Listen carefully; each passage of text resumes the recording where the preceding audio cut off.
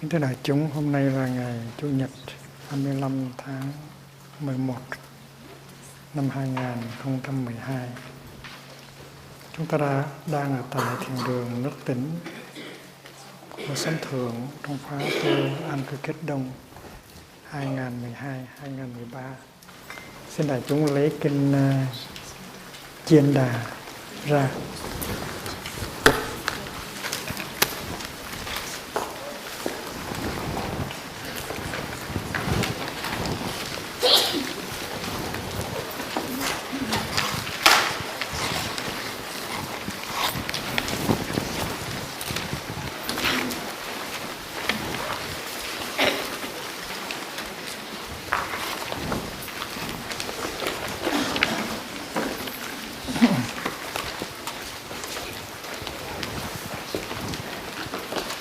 Mà nếu có thì lấy luôn kinh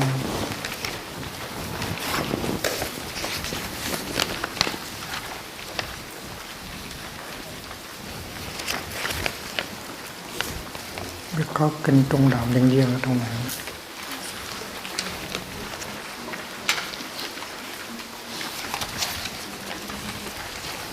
Mình có kinh Trung Đạo Nhân Duyên không? Kinh Kaccayana. Không có. Thôi. Kinh Chiên Đà Chana Sutra.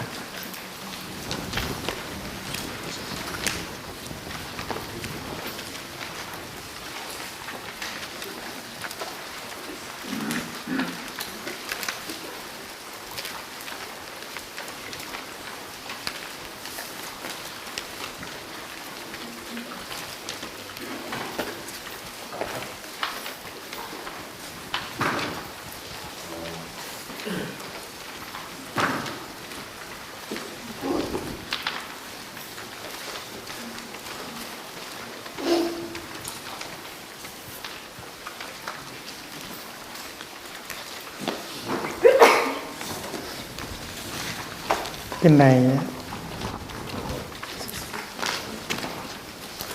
này là trích trong bộ Tạp A Hàm. Tạp A Hàm trong Hán Tạng, và đó là kinh 262. Trong tạng Pali nó cũng có một kinh tương đương. Nó nằm ở trong Samyutta Nikaya 2290.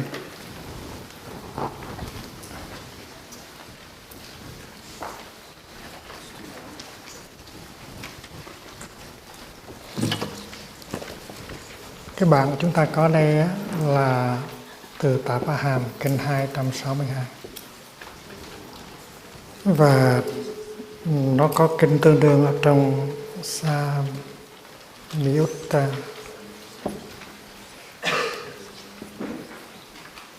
Nikaya, tức là tương ưng bộ.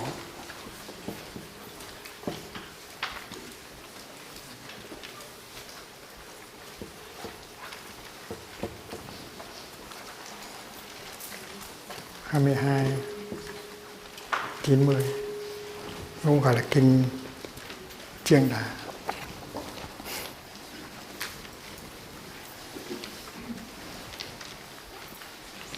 Như chúng ta đã biết, kinh này được nói về cái chuyện thầy Chiên Đà đi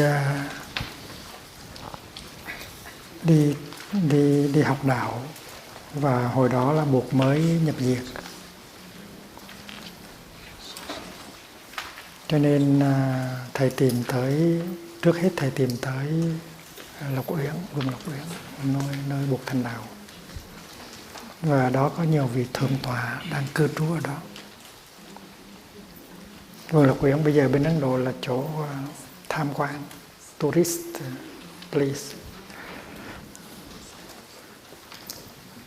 Thì hồi đó là có những cái khóm rừng và có những cái túp lều, những cái tinh xá nhỏ nhỏ của các thầy ở.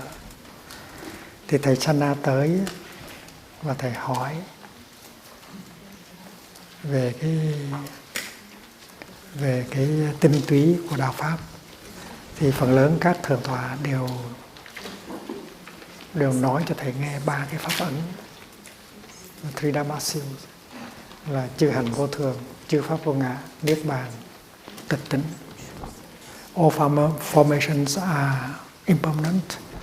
All dharmas are without self, and nirvana is perfect peace. Thầy nói cái đó thôi, nhưng mà thầy không hiểu.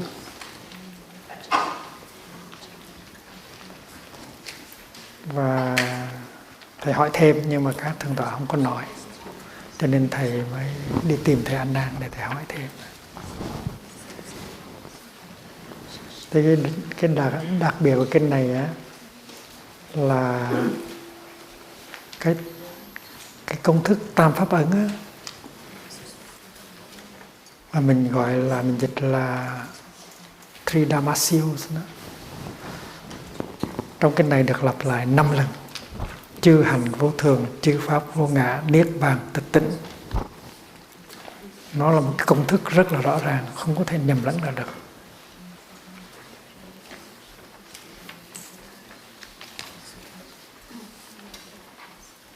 Nhưng mà sau này nó bị thất thoát,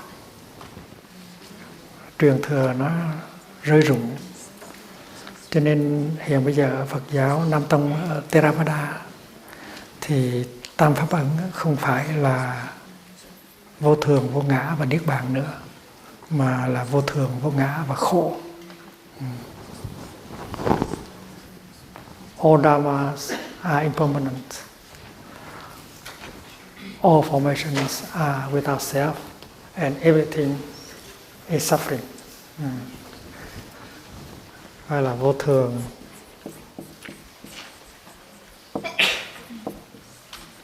vô ngã và khổ. Và chúng ta thấy cái ý niệm về khổ nó bao trùm các cái giáo lý, và người ta bị ám ảnh bởi cái giáo lý về đệ nhất đế là khổ đế. Tại cái bắt đầu của giáo lý là nói về khổ, và đó là vấn đề thiết thực. Cái tính thiết thực của đạo Phật á, thiết thực, thực dụng, pragmatism là rất rõ, là đạo Phật không có lý thuyết, không có siêu hình, không có hí luận, không có speculation. Và đạo Phật, cái giáo lý của đạo Phật nó có tính chất thực dụng, pragmatic.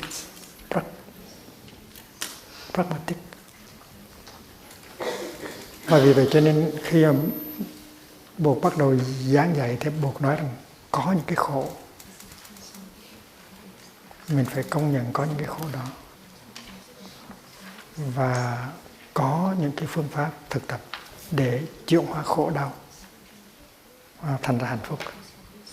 Và trong bài thuyết pháp đầu tiên Bụt có nói về khổ. Về sự thật đầu tiên là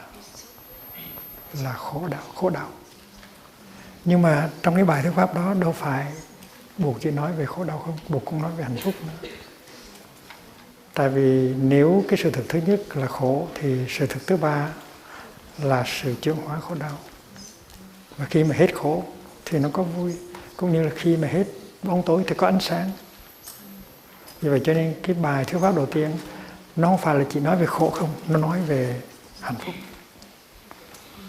Nhưng mà người ta bị ám ảnh, obsessed bởi cái sự thật thứ nhất, cho nên muốn chứng tỏ rằng mình hiểu buộc là, và vì việc thì mình nói là tất cả đều là khổ hết. Vì vậy cho nên tam pháp ấn nó trở thành vô thường vô ngã và khổ, thay vì vô thường vô ngã và niết bàn.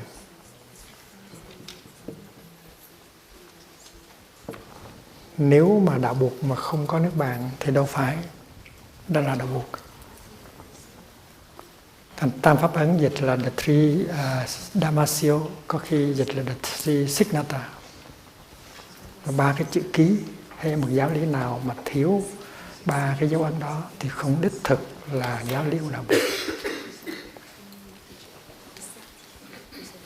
Và cái cấu trúc của cái kinh này á, nó rất là chặt chẽ, và vì vậy cho nên khi mà truyền thừa lại, các thầy không có dám sửa.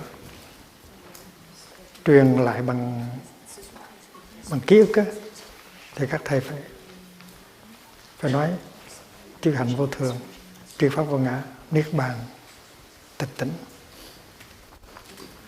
Và nhất là lặp lại 5 lần thì mấy thầy không có dám sửa. Và vì vậy cho nên nó còn nguyên cả cái tam pháp ấn trong này, cho nên kinh này rất là quý. Nhờ kinh này mình biết rằng tam pháp ấn vốn là vô thường vô ngã và niết bàn, chứ không phải là vô thường vô ngã và khổ như bây giờ. Rồi sau đó là có tứ pháp ấn, nó vô thường vô ngã niết bàn, rồi thêm khổ vào đó nữa. Rồi ngũ pháp ấn, vô thường vô ngã, niết bàn, khổ và không. Tam pháp ấn là tứ pháp ấn, ngũ pháp ấn. Nhưng mà kỳ thực nó chỉ có 3 pháp ấn thôi: vô thường vô ngã và niết bàn. Có một điều rất là đáng để cho mình chú ý là trong cái bản tiếng Pali, trong Samyutta Nikaya, thì các thầy chỉ truyền lại 2 cái thôi. Các thầy không có nói niết bàn, nhưng mà các thầy không dám bỏ chữ khổ vô. Cũng lặp lại 5 lần như vậy: niết bàn, chư hạnh vô thường, chư pháp vô ngã, nhưng mà không có để nhất thiết gia khổ, không có để câu đó. Nhưng mà không có để niết bàn tịch tỉnh. Và khi mà các tổ chú dạy, họ nói tại sao không có để khổ ở đây, là vì nói là sở dĩ không có để khổ vào đây, tại vì nếu mà để khổ vào đây thì thấy rõ ràng rằng là pháp là cũng khổ, pháp buộc cũng là khổ, Phật pháp tăng cũng là khổ, và tất cả các pháp mà trong đó có Phật pháp không ra khổ được, buộc pháp tăng làm sao khổ được. Cho nên họ không có dám để chữ khổ vào đó nữa, và họ cũng không có để chữ niết bàn tịch tỉnh. Thành nên quý vị đọc Samyutta Nikaya thì quý vị thấy là tại vì cấu trúc nó rất là chặt chẽ, và nó lặp lại 5 lần cái công thức, cái phật nguyên vô thường vô ngã và niết bàn. Cho nên bên Hán Tạng,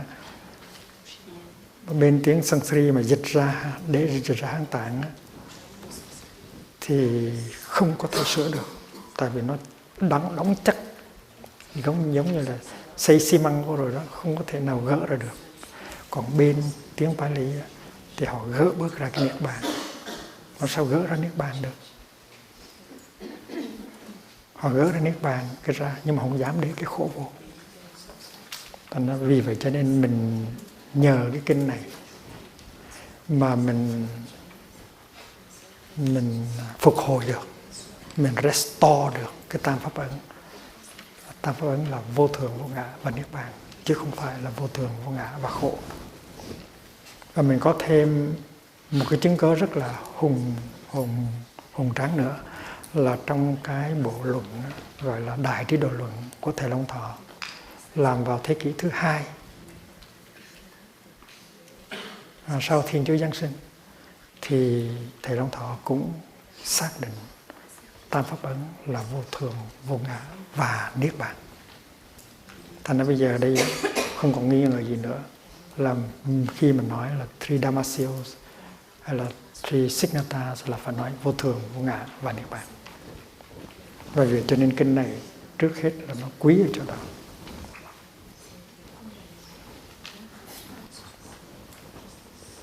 Ở trong cái cuốn Trái tim của Bụt á, thì thầy có trích kinh này và thầy đã tìm cách phục hồi lại được cái tam pháp ấn là ba cái đó.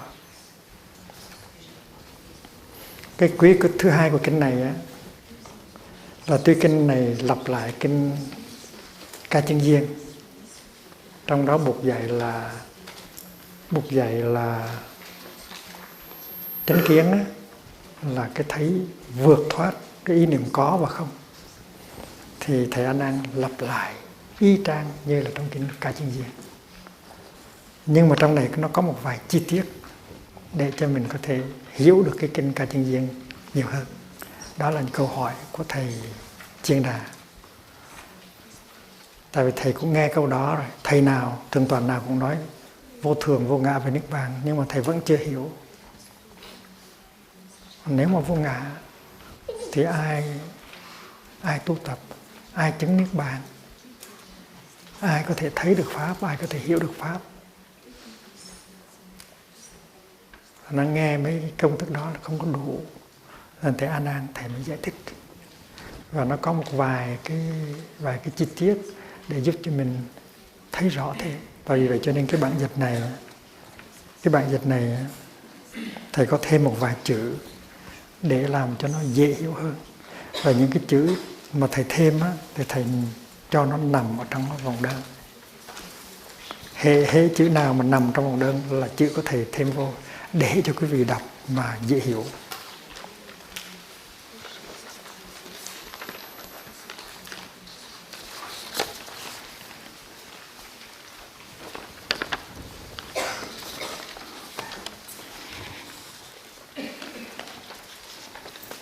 Ví dụ như là trang thứ 3 đó, quý vị thấy trong nguyên văn thì nói là khi sinh thì cái khổ sinh, khi diệt thì cái khổ diệt. Nó chỉ nói như vậy thôi, rất là đơn giản. Khi sinh thì cái khổ sinh, khi diệt thì cái khổ diệt. Nhưng mà khi mà thầy dịch đó, thì thầy dịch như thế này, người ta sẽ thấy rằng đây là dòng thứ hai của trang thứ 3. Người ta sẽ thấy rằng khi điều kiện có đủ để sinh thì cái khổ sinh. Khi điều kiện hết để cái khổ diệt thì cái khổ diệt. Đó là cái thêm vào. Và bỏ những cái thêm vào đó thì cái nghĩa nó cũng như vậy, nhưng mà nó khó hiểu hơn. Người ta sẽ thấy rằng khi sinh thì cái khổ sinh, khi diệt thì cái khổ diệt. Đó là nguyên văn. Thầy thêm vào rằng khi điều kiện có đủ để sinh thì cái khổ sinh, khi điều kiện hết để cái khổ diệt thì cái khổ diệt. Thì những cái thêm vào đó chắc chắn là nó không có trái với là cái ý của kinh rồi. Nó chỉ làm cho kinh dễ hiểu hơn mà thôi.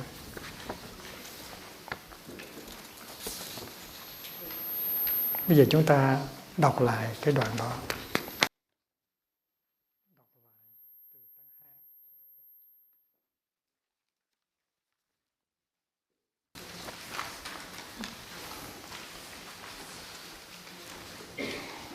Ở hàng thứ tư từ dưới đi lên. Lúc ấy tôn giả A Nan nói với thầy Chanda: tôi đã được đích thân nghe Bụt dạy cho tôn giả Maha Katyayana như sau. Người đời thường bị vướng vào hai cái thấy cực đoan, đó là cái thấy có và cái thấy không.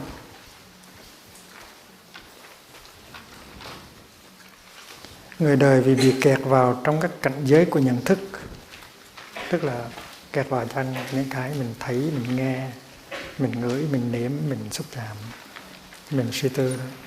Người đời vì bị kẹt vào trong các cảnh giới của nhận thức, thêm chữ của nhận thức vô cho nó dễ hiểu cho cái gì đó, cho nên tâm họ bị ràng buộc. Nếu mình không có tiếp nhận cái đó, mình không có nắm bắt cái đó, mình không có đứng ở trong cái kẹt đó, và mình không có kế độ chấp vào một cái ngã. Kế độ ở đây có nghĩa là so đo, âm thầm so đo tính toán, so sánh, so đo,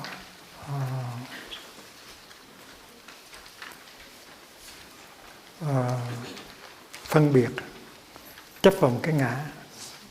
Nếu mình không có bị kẹt vào những cái đó, không có xúc, không có thủ, không có trú, không có kẹt vào cái ngã, thì người ta sẽ thấy rằng khi điều kiện đủ để cái khổ sanh thì cái khổ sanh thôi. Khi điều kiện hết để cái khổ diệt thì cái khổ diệt thôi. Không cần, trong đó không cần một cái ngã, và trong đó những ý niệm có và không thể áp đặt vào được. Đó là những cái Thầy thêm vô. Tại vì chính cái này là cái Thầy Chân Đà muốn hiểu. Tại vì Thầy đặt câu hỏi là nếu không có ngã thì cái gì thấy Pháp, cái gì nghe Pháp, cái gì tu tập, cái gì chứng ngộ, cái gì sanh ra và cái gì chết đi. Nhưng mà Bụt nói rằng không cần cái ngã mà vẫn có sanh, vẫn có diệt, vẫn có thấy Pháp như thường.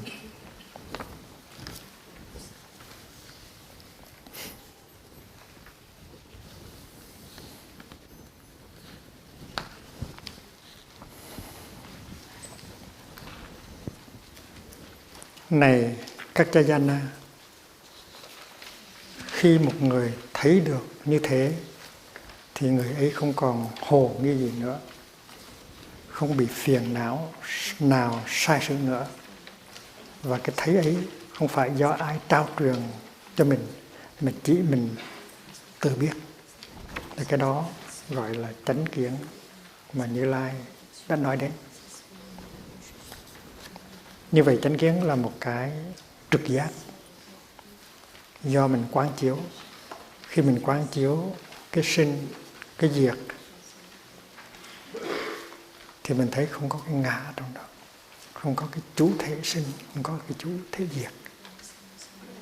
Và chư Tổ cũng như là thầy Long Thọ hay là thầy Vô Trước đều nói tới cái đó, và mình đã học rồi trong những tác phẩm như là Trung Quán Luận hay là trong tác phẩm mà Thắng Nghĩa Già Đà, rằng không cần có một chú thể. There is the thoughts. There is no thinker. Thinking without a thinker, that is something absolutely possible. Tư duy mà không cần người tư duy, cái đó là chuyện có thiệt. Trong tư duy nó có chủ thể, nó có đối tượng ở trong đó, và hai cái nó biểu hiện một lần, cũng đều là cái trái và cái phải. Không phải cái trái sinh ra cái phải, không phải cái phải sinh ra cái trái, không phải cái phải có trước rồi cái trái mới sinh ra, không phải là cái trái có trước rồi cái phải mới sinh ra, mà hai cái nó biểu hiện cùng một lúc. Thì trong một cái tư duy thì cái chủ thể tư duy và đối tượng tư duy nó biểu hiện ra một lần, và nó chỉ biểu hiện trong chốc lát thôi, và nó nhường chỗ cho một cái giây phút tư duy khác.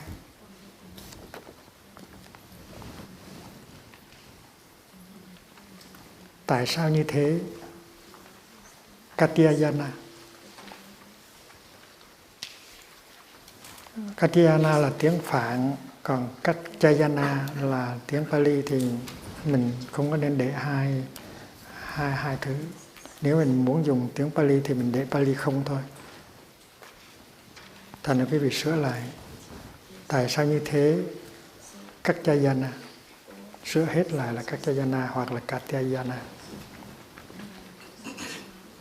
Tại vì khi một người quán chiếu về sự tập khởi của thế giới một cách cho đúng phép thì người ấy không làm phát khởi ý niệm không. Tại vì thấy rõ ràng là thế giới đang biểu hiện. Thì mình nói là không có thế giới là cũng không đúng. Và khi người ấy quán chiếu sự hoại diệt của thế giới một cách đúng phép thì người ấy cũng không làm phát khởi ra ý niệm có. Khi mà nó ngưng phát hiện thì mình có thể nói là nó đang có. Cũng giống như là ở nước Pháp á, chúng ta có nhiều người từ Á Châu qua.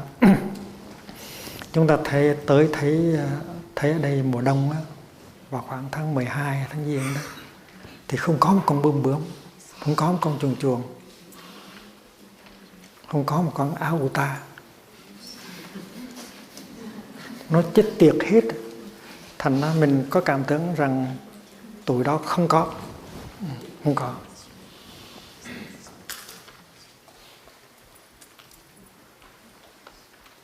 Và mình có thể kẹt vào ý niệm không. Nó chết tiệt hết rồi. Tại vì nó không biểu hiện cho nên mình nói nó không. Nhưng mà đến bắt đầu tháng 4, tháng 5, nhất là đến tháng 7, tháng 8 thì tụi đó nó biểu hiện ra rất là nhiều. Thì mình đâu có thể nói tụi nó là không được. Thành ra cả hai cái ý niệm có và không đều không có sát với thực tế. And not being là hai cái ý niệm đó đều sai lạc hết. Và trong kinh Phạm Võng, The Net of Views, có một cái kinh rất là hay gọi là kinh Phạm Võng. Võng là cái lưới, The Net of Views.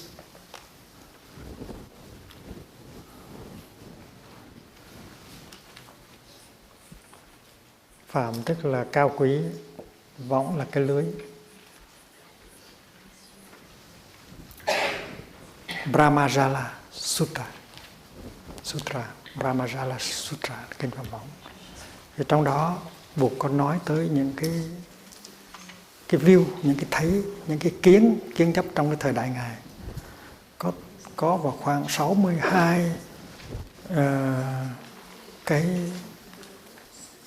cái lý thuyết, cái quan điểm, cái thấy. Và hầu hết những cái thấy đó đều phát xuất từ hai cái thấy là có và không, to be or not to be. Và khi mà Đức Thế Tôn quăng cái lưới xuống cái thì vớt lên hết tất cả mấy chục cái view đó, vớt đi hết, lấy đi tất cả các view thì gọi là chánh kiến. Right view is no view at all. Và cái hình ảnh rất hay là hình ảnh con voi. Những người mù thì có người nói con voi là cái cục nhà, có người nói con voi là cái chổi, có người nói con voi là cái quạt. Tất cả những cái thấy đó đều là wrong view hết. Kinh Phạm Võng là kinh như vậy, là quăng một cái lưới xuống và hốt lên tất cả những cái tà kiến của thế gian. The net of views.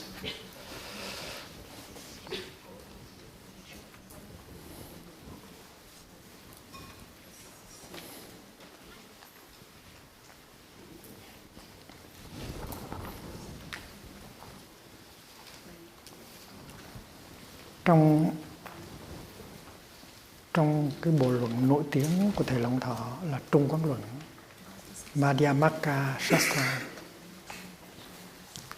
thì Thầy chỉ trích dẫn có một kinh thôi.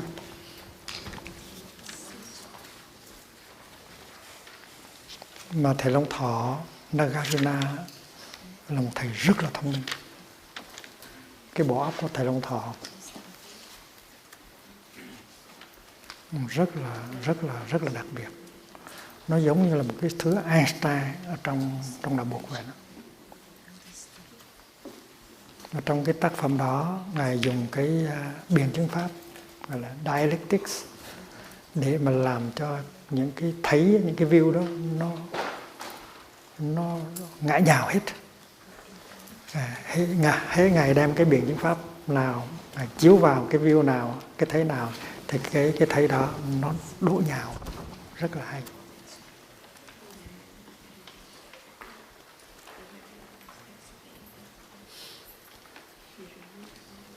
và tất cả những cái biện chứng mà thầy Long Thọ sử dụng để quật nhạo tất cả các cái thấy, mà những cái thấy đó phần lớn đều phát xuất từ cái thấy về có và về không.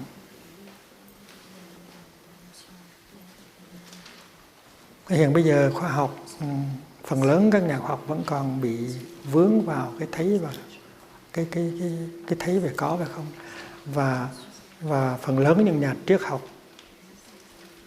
Tây phương cũng đang còn kẹt vào cái thấy về có và không. To be or not to be, that is the question.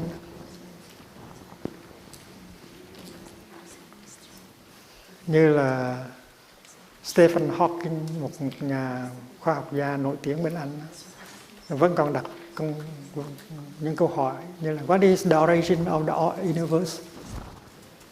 Nó có cái bắt đầu hay không? Why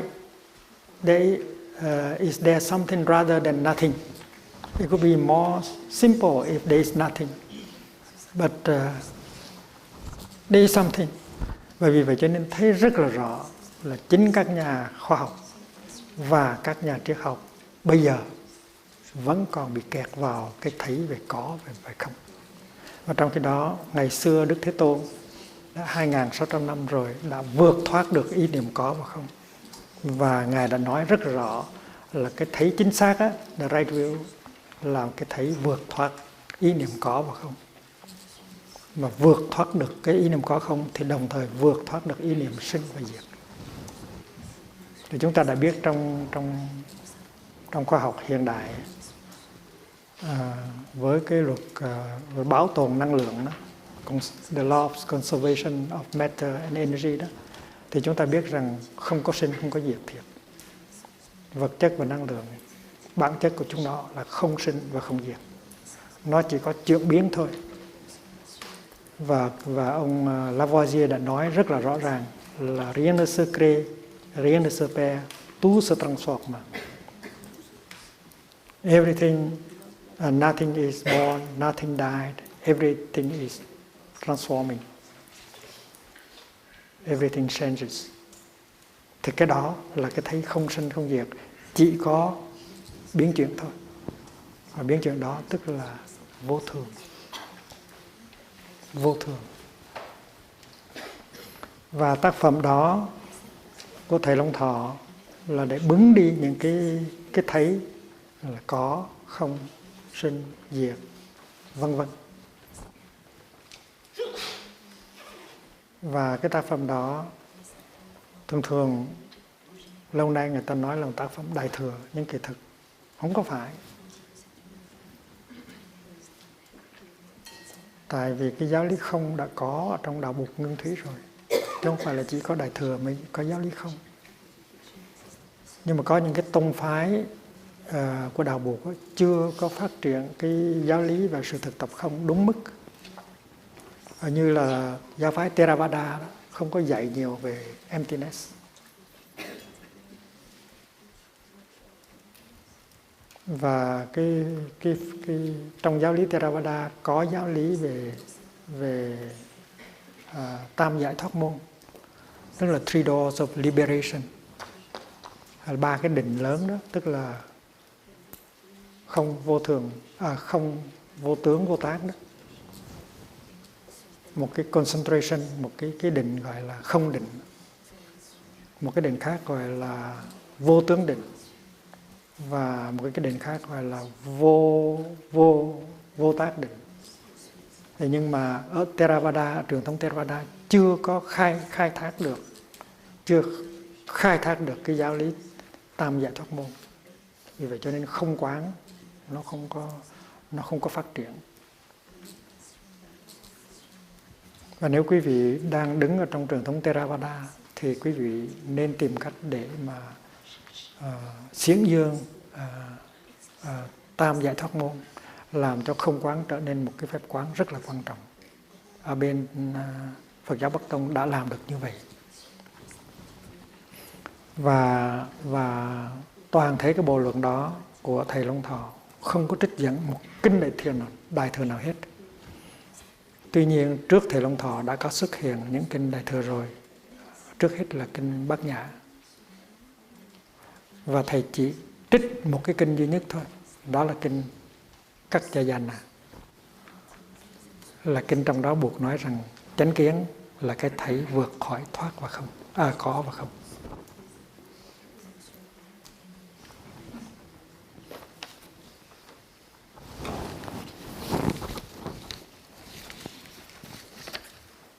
Nếu mà quý vị lấy cái tờ Quán Hữu Vô Phẩm, quán chiếu về có và không,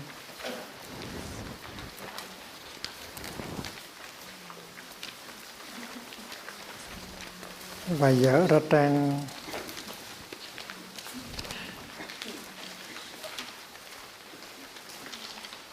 trang 7, tức là trang 2 của nó, trang 7,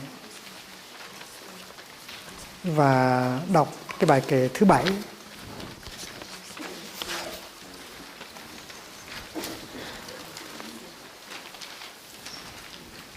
Thì chúng ta đặt rằng buộc dập tắt có không. Buộc dập tắt có không. Trong kinh Ca Chiên Giên, Ngài đã nói giáo lý lìa có cũng lìa không. Đó là cái kinh duy nhất mà được nói tới tên ở trong cái bộ Trung Quán Luận. Kinh Kaccayana. Mà trong sentence book của mình gọi là kinh Trung Đạo Nhân Duyên. Mà kinh này không phải là kinh Đại Thừa. Kinh này là kinh Nguyên Thủy. Kinh này nó quan trọng lắm. Kinh Ca Chiên Giên này được lặp lại một lần ở trong kinh Chiên Đà. Nếu quý vị muốn có kinh Ca Chiên Giên thì mở nhật tụng sentence book của Plum Village, nhật tụng thiền môn là có kinh đó. Nếu buộc dập tắt có không, trong kinh Ca Chiên Giên Ngài đã nói giáo lý lìa có cũng lìa không. Đó là quotation.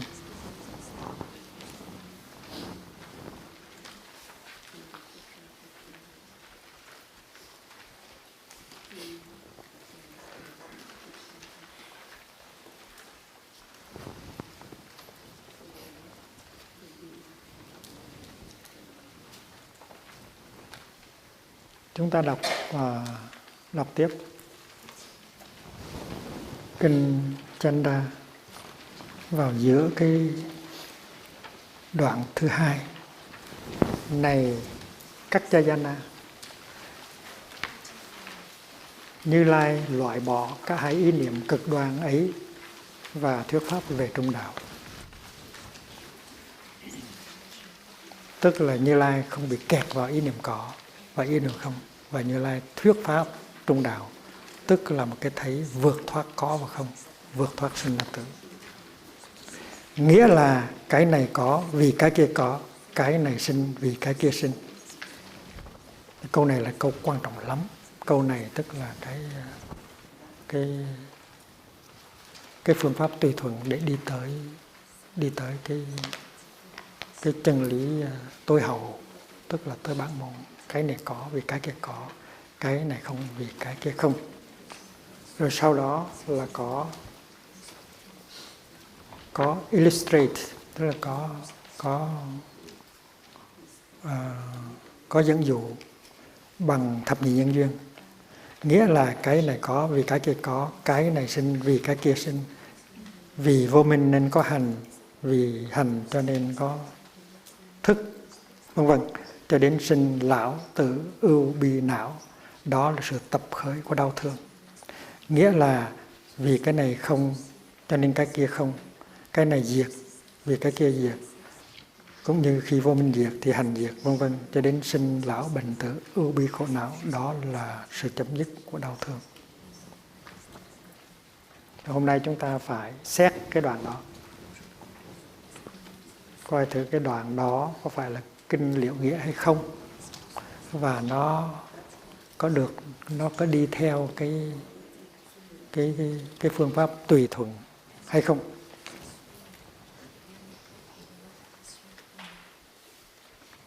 Trong lúc tôn giả A Nan thuyết pháp, khất sĩ Chanda đạt tới tình trạng viễn trần ly cấu.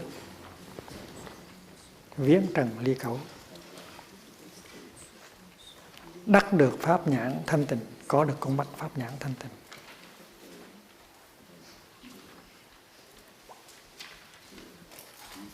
Bây giờ khất sĩ Chanda thấy pháp, đắc pháp, biết pháp, làm cho pháp hưng khởi, vượt thoát được mọi sự hộ nghi. Cái thấy ấy của Thầy không do kẻ khác trao truyền lại, nghĩa là cũng không phải là do Thầy A Nan trao truyền lại. Thầy A Nan chỉ giảng giải thôi, nhưng mà cái tâm tư của Thầy nó mở ra, cái tâm tư của Thầy Chiên Đàn nó mở ra, và Thầy đắc được cái đó. Cái đắc đó không phải là do Thầy A Nan trao truyền, mà do cái tâm tư Thầy mở ra. Cái cửa là trong trái tim của mình, cái chìa khóa là của Thầy A Nan, rồi cái cửa trái tim của Thầy cũng là của Thầy Chanda.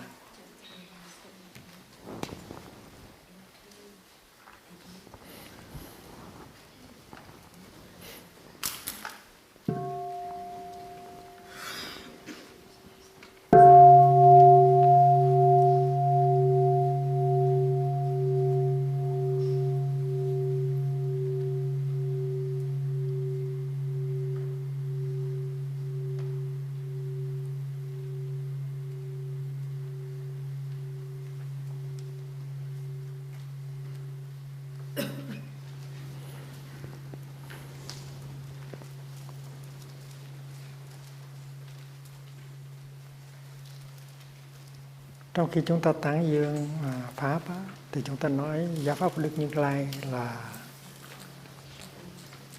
là được diễn bày một cách khéo léo, gọi là thiền thuyết. Thiền thuyết.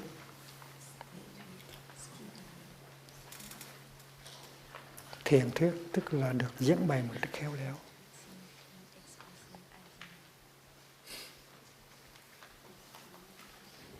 Tại vì nếu mà không có diễn bày một cách khéo léo đủ á, thì người nghe sẽ hiểu lầm.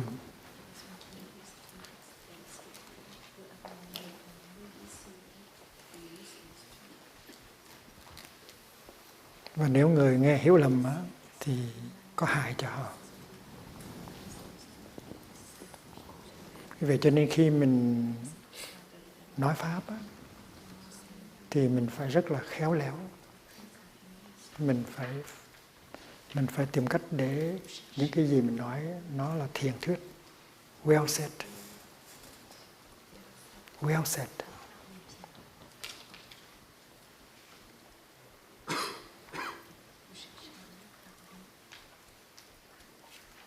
Và khi mình nghe Pháp á, thì mình cũng phải khéo léo để mình tiếp thu được, mà mình đừng kẹt vào chữ, về nghĩa. Và nhất là cái thành kiến của mình. Giữa người nói Pháp và người nghe Pháp phải có sự cộng tác. Cái người nói Pháp phải thấy được cái tâm tư của người nghe Pháp, và nói như thế nào để những cái gì mình nói có thể lọt vào trái tim của người nghe Pháp. Và người nghe Pháp cũng vậy, phải mở trái tim ra, phải buông bỏ những cái tư kiến của mình, rồi mình có cái cơ hội tiếp nhận chánh Pháp. Cả hai bên đều phải như vậy hết. Nếu không thì những cái mình thâu nhận nó có hại. Cho nên mình mới có cái kinh gọi là kinh người bắt rắn. Thì trong kinh người bắt rắn chúng ta học rằng thầy Alisa hiểu sai lời buộc. Bởi vì cho nên hành trì nó sai, rồi cứng đầu cứng cổ, mấy thầy khác tới khuyên dụ cũng không có buông bỏ. Rồi buộc mới kêu lại, buộc nói là tôi đâu có nói như vậy, mà tại sao thầy hiểu như vậy. Và Ngài đưa ra một cái ví dụ là người bắt rắn, nếu không biết cách bắt rắn thì con rắn nó sẽ cắn mình. Muốn bắt rắn thì phải có một cái chĩa 2, chĩa 3. Và khi gặp con rắn là phải đè cái đầu nó xuống, rồi bắt nó cổ, nó đầu nó, chứ đừng có bắt cái đuôi. Thì cũng vậy, nghe Pháp cũng vậy. Nếu mình không có khéo léo thì cái pháp đó nó trở lại hại mình.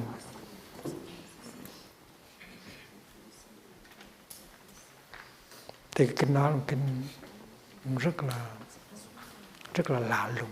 Chưa có một vị thầy nào mà nói rằng giáo pháp của tôi nguy hiểm lắm đó nha. Nếu anh không biết sử dụng thì anh chết á, vì cái giáo pháp đó. Cũng giống như là ở ngoài pharmacy nó để cái ly thuốc và nó để con rắn. Nếu mà thuốc mà dùng sai là có thể chết. Thuốc là để cứu người, nhưng mà nếu mà sử dụng sai là có thể giết người. Thì giáo pháp cũng như vậy. Và vì vậy cho nên khi mà người ta hiểu lầm những lời buộc dạy, đó là chuyện rất là thường.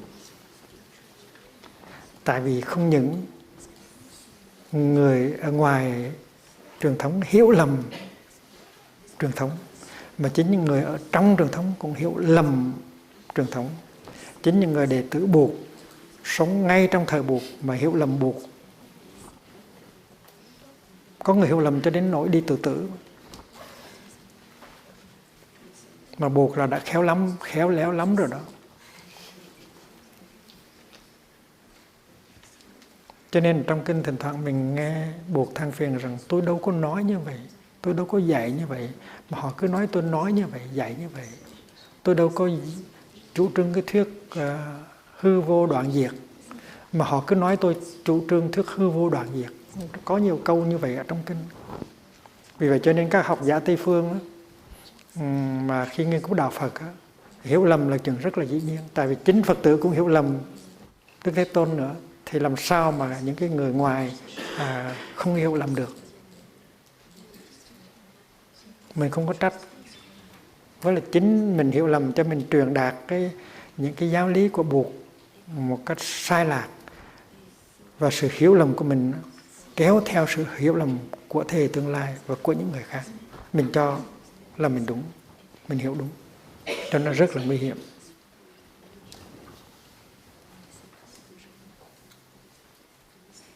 Cho nên mới có người hiểu lầm Nirvana, Niết Bàn là một cái chết vĩnh vị viễn viễn. Ở bên Malaysia nó có một cái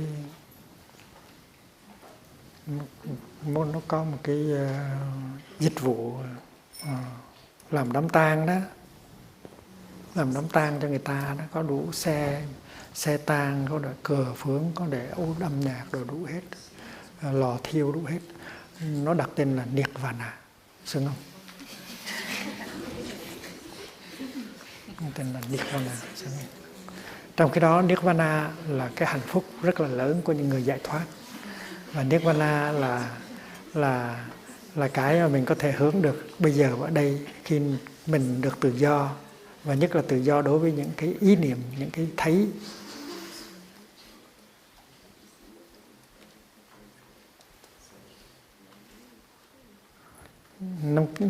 Năm kia khi mà giảng về kinh Nê Hoàng đó, thì thầy có nói, đem cái ví dụ này là sống thường đó, có những đêm mà trời trong, mà trăng sao vằng vặc, mà cỏ cây nó rất là thơm.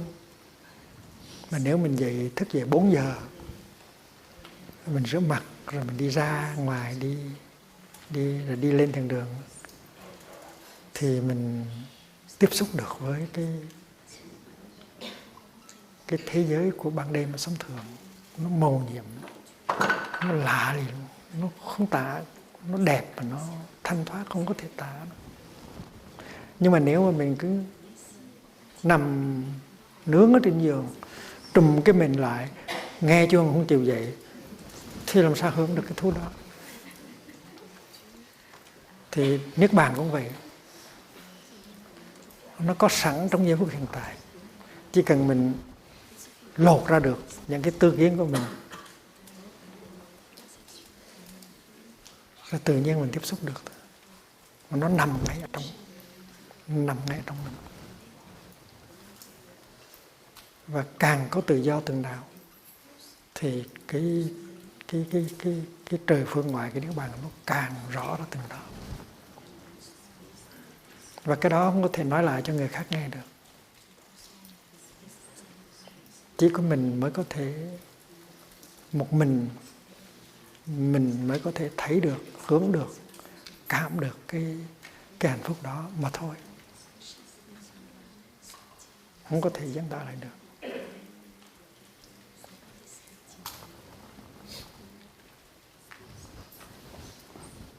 Và vì vậy cho nên những cái giáo lý nào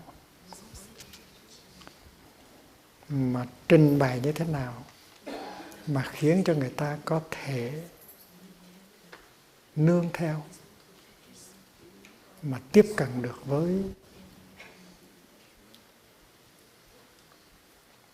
cái bản môn, tiếp cận được với cái hạnh phúc của Niết Bàn, thì cái đó mới gọi là mới gọi là giáo lý tùy thuận.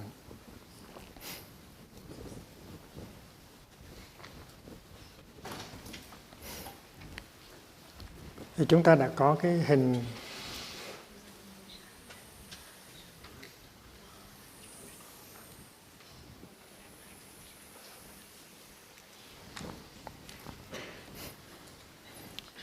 thường thường đó, đứng về phương diện đời sống tâm linh đó, thì chúng ta phân biệt cái thế giới của cái thế giới của phàm và cái thế giới của thánh. Le sacré et le profane.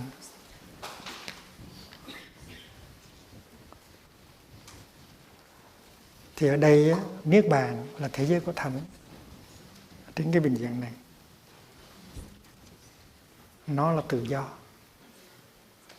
nó là thế giới của tự do. Nó tự do đối với cái gì? Nó tự do đối với những cái phiền não, là không còn đam mê, không còn hận thù, không còn tuyệt vọng. Đó là đứng về phương diện phiền não mà nói, là vượt thoát những đam mê, những hận thù, những tuyệt vọng, những nghi kỵ, những ganh ghét, là có cái tự do. Tên thuộc về thế giới thánh. Và tự do đối với những cái thấy, mình bị kẹt vào những cái thấy.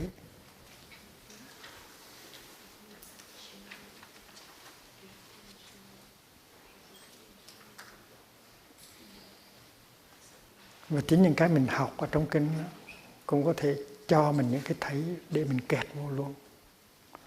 Chính những cái giới luật mà mình thực tập á, nó cũng có thể trở thành những cái sợi dây ràng buộc. Ví dụ như cái thấy rằng mình là cái hình hài này, thì đó là cái tà kiến, gọi là thân kiến. Cái thấy kẹt vào một thái cực là có hay là không, hay là sinh hay là cái gì, cái đó gọi là biên kiến. Thân kiến là tới biên kiến. Còn tà kiến nghĩa là cái thấy nó siêu bè, nó thẳng như vậy mà gọi là siêu bè. Cái khổ mình cho là vui, cái giải thoát mình cho là ràng buộc. Ví dụ như giới luật á, nó giúp cho mình còn là mình. Như là trong bài hát gọi là giữ gìn cho tôi và giữ gìn cho anh, để cho ngày hôm nay còn tươi sáng, để ngày mai chúng ta vẫn còn có nhau. Đó. Thì những cái giới luật như vậy mình cho là sự bắt buộc. Cái bài hát của mình là mắt là đại dương sâu, nhưng mà có những đợt sóng ngầm, những loài thủy quái, những trận cuồng phong. Cho nên thuyền tôi đi trong chánh niệm, xin nguyện nắm vững tay chèo để không đắm chìm trong biển sắc mênh mông. Tại vì mình hồ thì không mắt, đó là giới. Mình không có nhìn những cái gì phi pháp, mình không có coi những cái gì phi pháp, mình có mở ra những cái, mình có đi vào những cái vùng internet phi pháp. Cái đó là bảo hộ mắt. Thì mấy cái đó không phải là làm mất tự do của mình, mà là để bảo tồn cái tự do của mình. Và nếu mình cho cái giới đó là ràng buộc, là mất tự do, thì cái đó gọi là tà kiến. Cùng hơi thở nhiệm màu, tôi hộ trì nhãn căn, giữ gìn cho tôi và giữ gìn cho anh, để cho ngày hôm nay còn tươi sáng và để ngày mai chúng ta vẫn còn có nhau. Nếu không thì không được. Thì cái giới đó mà nếu mà mình kẹt vào, mình cho là cái làm cho mất tự do, thì là mình không có tự do. Cái kiến đó gọi là giới cấm thủ kiến. Cũng như là mình đi thiền hành để cho có lệ, hay là đi ngồi thiền cho có lệ. Tại vì ai cũng đi ngồi thiền mà mình cũng đi ngồi thiền thì ngó không được. Thành ra mình cũng đi ngồi thiền như ai, đi thiền hành như ai, nhưng mà mình làm hoàn toàn hình thức, không có hạnh phúc gì hết. Thì cái đó là một cái giới cấm thủ kiến. Nó không có nội dung. Đọc một cái kinh mà mình không có thấy được cái tuệ giác, mà mình chỉ đọc cho có đọc thôi, thì cũng là hình thức, cũng là giới cấm thủ kiến. Thân kiến, biên kiến, tà kiến, kiến thủ kiến. Kiến thủ kiến từ thấy được cái gì rồi cái ôm riết cái đó, không có chịu nhả ra, trong khi có những cái cao hơn. Thì đó là kiến thủ kiến, là kẹt vào cái thấy của mình. Thì cái bình diện này là bình diện của tự do. Tự do đối với những cái phiền não là đam mê, giận hờn. Tự do đối với những cái thấy. Những cái thấy. Trong đó có cái thân kiến, biên kiến, tà kiến, kiến thủ kiến và giới cấm thủ kiến. Thì cái bình diện này là bình diện của thánh, holy. Và nếu mà có cái holy, nếu có cái thánh thì nó có cái phàm. Cái bên phàm, bên này có tham, có sân, có si, có cái thấy này, có cái thấy kia, tranh chấp nhau, loạn xạ, nói tôi đúng anh sai. Trên đó có đủ hết. Trên này là buồn và ở dưới này là sen. Là hai cái bình diện khác nhau. Này là tích môn, dưới này là bản môn. Nhưng mà nó có cái sự liên hệ giữa hai bên. Nếu không có xe, nó không có buồn thì làm sao có sen được. Nếu không có tà kiến thì làm sao có chánh kiến. Nếu không có hệ lụy thì làm sao có tự do. Thành ra phải có một con đường. Nó biết sử dụng cái này để nó làm thành cái này. Cái đó gọi là tùy thuộc. Và ở trong kinh cái câu cái này có vì cái kia có, cái này không vì cái kia không, cái này sanh vì cái kia sanh, cái này diệt vì cái kia diệt, là một câu rất là hay. Câu đó tức là cái, nếu người ta hỏi thế giới này từ đâu mà có, thì cái câu trả lời có buộc là như vậy. Không phải do một cái vị thượng đế, một vị thần linh tạo ra, mà do cái duyên sinh, cái đạo lý duyên sinh. Cho nên đạo lý duyên khởi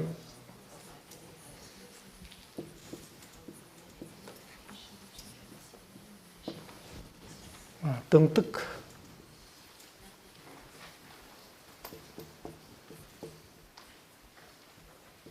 Tất cả những cái giáo lý đó là nó đưa mình từ cái bình diện này mà đi xuống tới, đi lên cái bình diện này.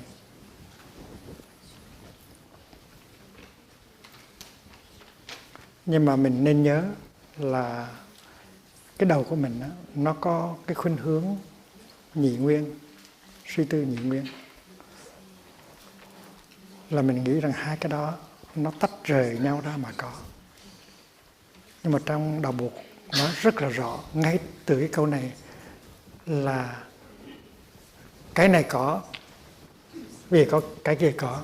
Nếu không có cái anh chàng phàm này thì không có anh chàng thánh này. Có phải vậy không?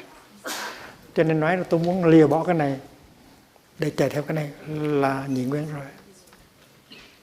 Chỉ có thể nói rằng là tôi biết sử dụng cái này để tìm ngay cái giải thoát, cái an lạc, cái tự do ngay ở trong này thì mới đúng hơn. Cho nên mình mới nói rằng là vẽ đúng hơn là vẽ như thế này. Tức là không phải, tức là hai bình diện, nhưng không phải là hai bình diện khác nhau. Thầy Pháp Áo có làm cái này để không biết có xài được hay không.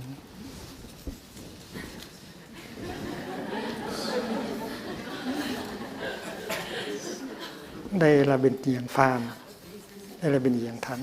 Nhưng mà thánh phàm không có thể tách rời nhau mà có. Là vậy.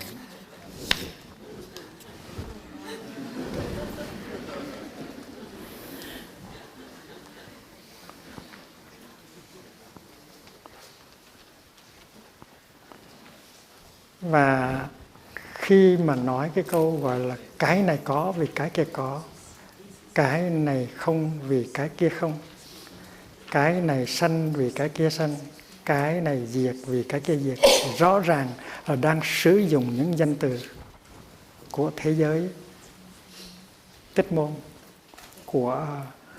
của sự thật ước lệ, conventional truth. Nhưng mà đã thoát rồi. Nếu mà người có trí mà biết sử dụng những cái, cũng dùng cái ngôn ngữ đó, cũng dùng những danh từ đó, nhưng mà dùng như thế nào để đưa cho người ta ra khỏi những cái thấy của sự thật ước lệ, và để đi từ từ tới cái thấy của sự thật tuyệt đối, thì thầy thấy cái đó là hay lắm rồi. Cái này có vì cái kia có, cái này không vì có cái kia không, cái này sanh vì cái kia sanh, cái này diệt vì cái kia diệt. Cái đó là câu trả lời hay nhất về cái câu hỏi tại sao có cái thế giới này. Nó giúp cho mình vượt thoát hữu vô. Và cái đó gọi là tương tức. Tương tức là cái này có vì có kia có, cái này chính là cái kia. Lấy cái này ra khỏi cái kia không được. Ngoài chữ tương tức á, thì mình có cái chữ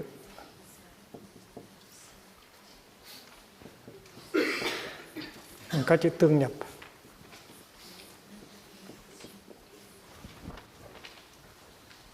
Tức là cái này là cái kia, cái này nó nằm trong cái kia, lấy cái này ra khỏi cái kia không được.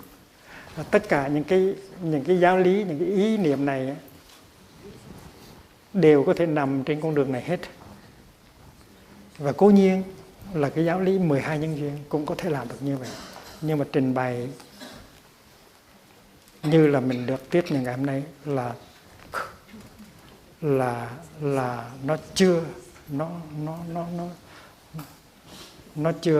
nó chưa có cái khả năng giúp cho mình tiếp cận được với cái thắng nghĩa đế.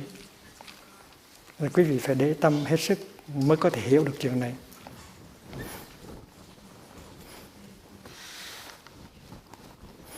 Có một cái kinh quý vị phải mở ra bây giờ, gọi là kinh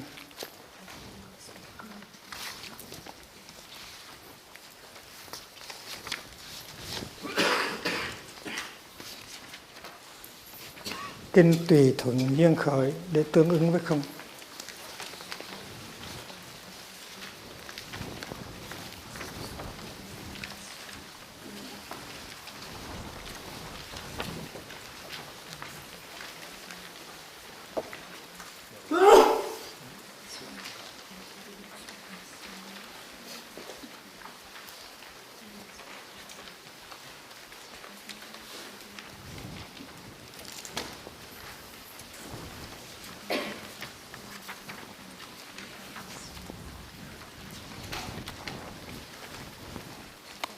Đây là kinh thứ 293 của Dharma Hanh.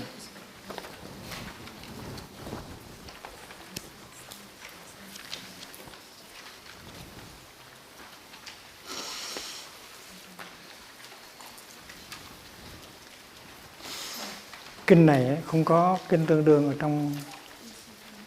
trong tạng Pali. Rất là tiếc. Đây là những điều tôi đã được nghe. Hồi đó, Bụt đang ở trong vườn tre Kalanda, thành Vương Xá. Lúc bấy giờ Đức Thế Tôn dạy, tôi đã vượt qua mọi nghi ngờ, xa mọi do dự, nhổ được những gai gốc tà kiến, gốc thì có ô, có dấu ô, nhổ được những gai gốc tà kiến để chúng không còn phát khởi lại được nữa. Một khi tâm mình không còn vướng bận vào bất cứ một cái gì thì còn tìm đâu ra được một cái ta. Và tôi đã nói pháp cho các vị du tăng khất sĩ làm mặt ấy, chỉ bày cho các vị ấy pháp môn tùy thuận duyên khởi để đi đến được sự tương ứng với không. Pháp môn mà các vị hiền thánh xuất thế đã từng thực tập. Tôi đã nói vì cái này có cho nên cái kia có, vì cái này sinh cho nên cái kia sinh, vì cái này sinh cho nên cái kia sinh. Nghĩa là nương vào vô minh nên có hành, vân vân. Thì chúng ta hãy gạch dưới mấy cái chữ này. Tùy thuận duyên khởi để đi đến sự tương ứng với không. Quý vị gạch đít cho mấy cái chữ đó, gạch dưới mấy cái chữ đó. Nó ở hàng thứ 5 của kinh.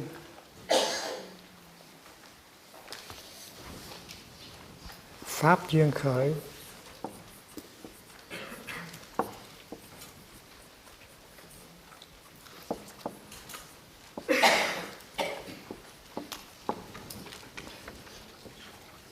Để đi đến pháp môn tùy thuận duyên khởi.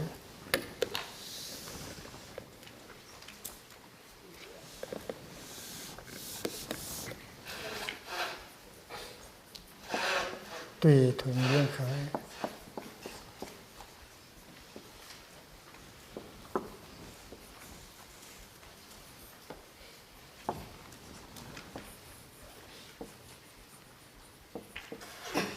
Tùy thuận duyên khởi. Để đi đến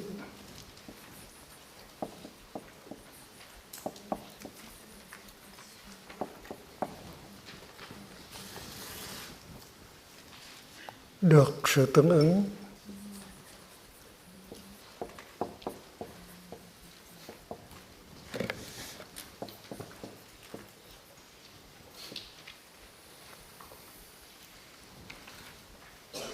Nó có 8 chữ thôi. Tùy thuận duyên khởi, tương ứng với không. 4 chữ đó, 8 chữ đó rất là quan trọng.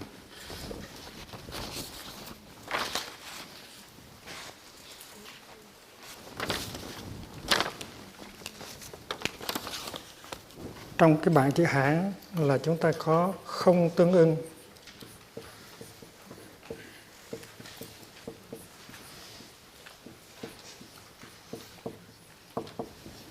Không tương duyên khởi tùy thuận.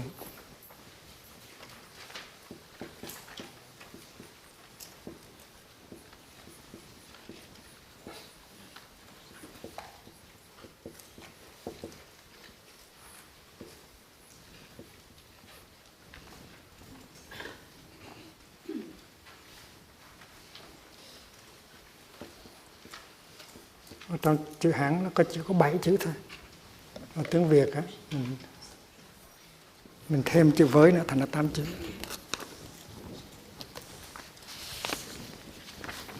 Và nếu mà mình muốn tìm ra tiếng Phạn á, thì là Sunyata Prati Samyukta.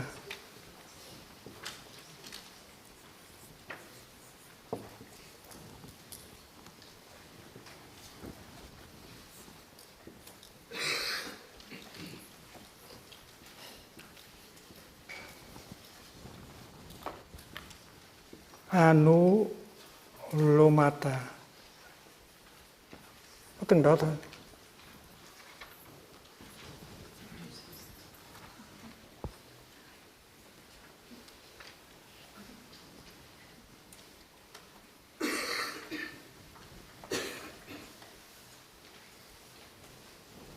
Thì cái chữ Anulomata này á, nó có nghĩa là tùy thuận.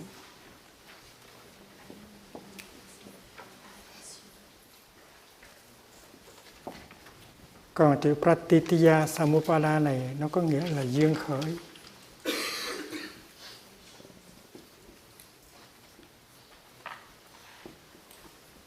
Cái chữ Sunyata này á, là nó có nghĩa không.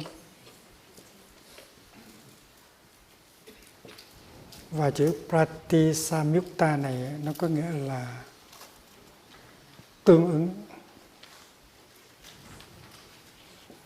hay là tương ưng.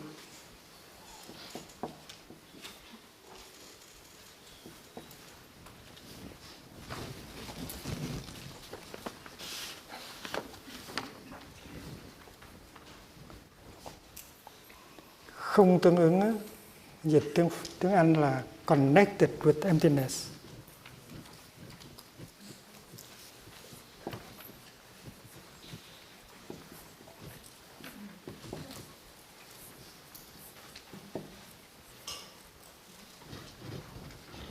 Và Pratitya Samuppada dịch là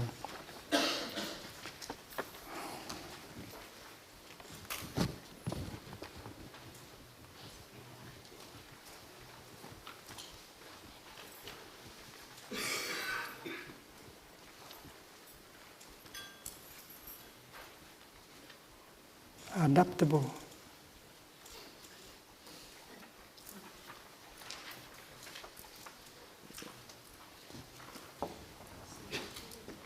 Condition genesis tức là duyên khởi.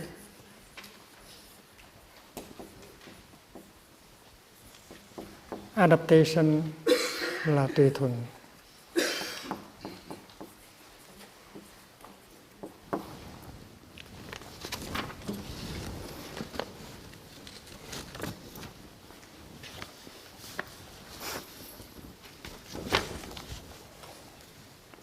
Thì cái bình diện này là bình diện của bản môn, của giải thoát, của thực tại tối hậu, the ultimate reality, mà được đại diện bằng cái chữ Sunyata là không.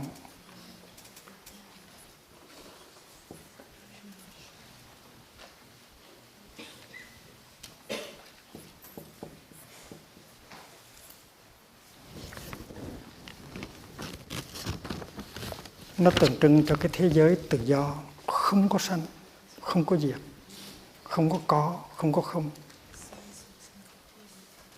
Nó là trời phương ngoại. Nó là vùng trời tự do mà các bậc hiền thánh, trong đó các bậc hiền thánh trong tu. Nhưng mà muốn thâm nhập vào cái thế giới đó, vào khung trời tự do đó, thì mình phải biết cái phương pháp gọi là tùy thuận duyên khởi, tương ứng không. Tức là mình phải quán chiếu về pháp duyên khởi.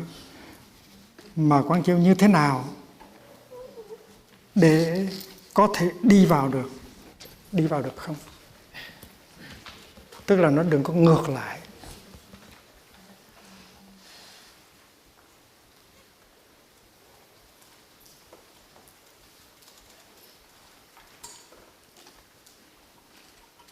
Anuloma là nó như vậy, là đi theo dòng, nó không có đi ngược dòng. Và nếu cứ đi theo dòng, thế nào nó cũng đi vào được.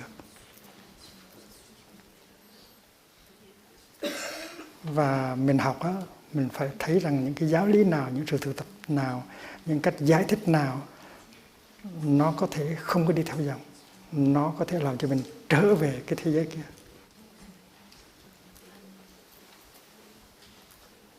Thì mình đã thấy rất rõ là cái câu gọi là cái này có vì cái kia có, cái này sinh vì cái kia sinh, cái này không vì cái kia không, cái này diệt vì cái kia diệt, là duyên khởi. Và cái đó có thể đi từ cái chỗ có cái này, có cái kia, có cái không, nhưng mà có thể đi vào cái chỗ không cái này, không có kia, không cái kia, không có cái không có cái có được. Thì hôm nay mình phải để hết tâm mình học cái 12 duyên khởi, để mình thấy cái cách trình bày 12 duyên khởi của nhiều vị thầy đi trước mình đó, nó làm cho mình thất bại, không có tùy thuận được để đi vào trong cái thế giới của bản môn.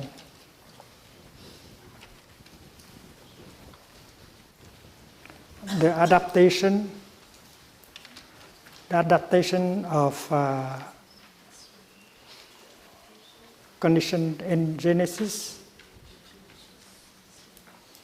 that can be connected with shunyata, tương ứng là connected with emptiness.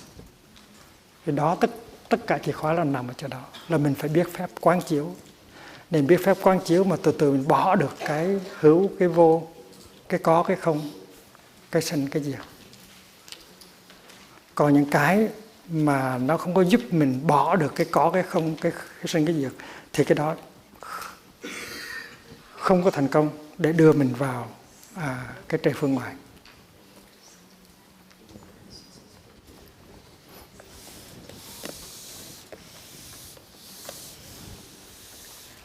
Rất tiếc là cái bảng này nó hơi nhỏ, đáng lý thầy phải viết bên này này. Đây cái này lát nữa sai sai. Bây giờ phải xóa đi uổng quá.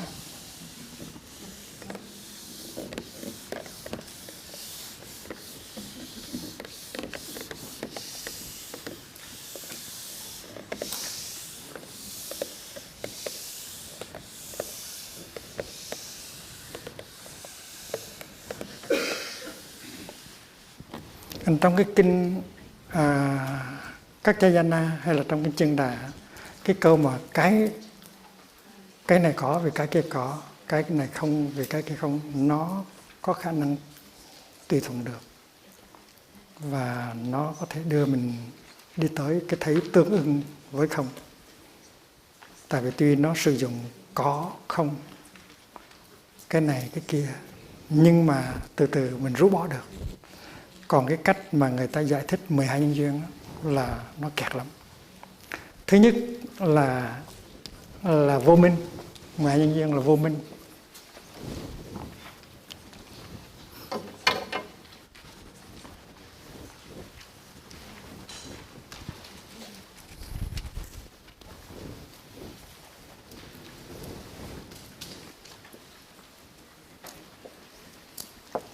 Rồi tới hành. Rồi tới cái gì nữa? Thức. Đọc thầy viết đi. Danh sắc là gì nữa?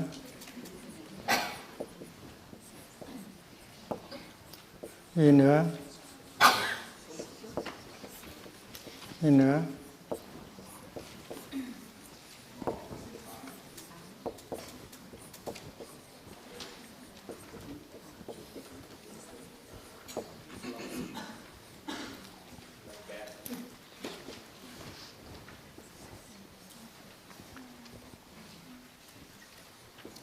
Mười hai cái chưa?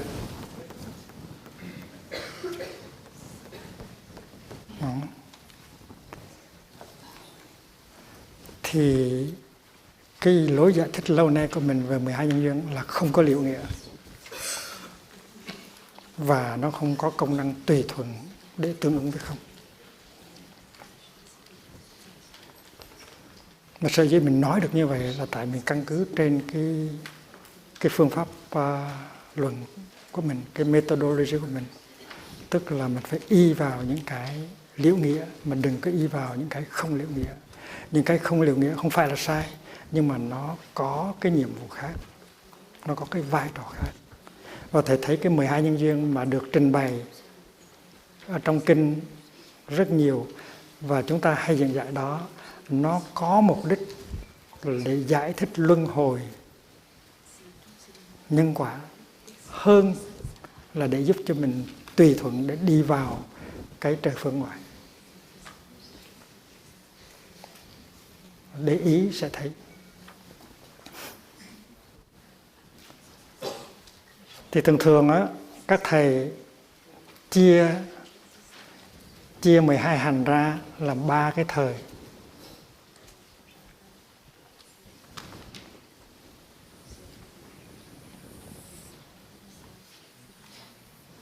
Cái này là quá khứ này.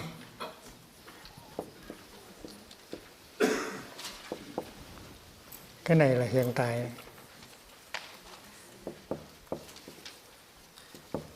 Cái này là vị lai. Đó là tam thế. Tam thế là ba đời, quá khứ, hiện tại, vị lai. Và nói rằng trong quá khứ, trong kiếp trước, mình đã có vô minh và mình có hành nghiệp. Nên kiếp này mình mới có thức, danh sắc, lục nhập, xúc, thọ, ái, thú, hữu. Và vì có cái hữu, cho nên kiếp sau mình sẽ phải sinh ra, rồi mình phải già chết, và mình sẽ gánh chịu. Đó là tam thời. Tam thời. Cái này là cái nhân. Cái này là cái quả. Cái quả này là làm nhân để có cái quả trong tương lai. Nhưng mà các thầy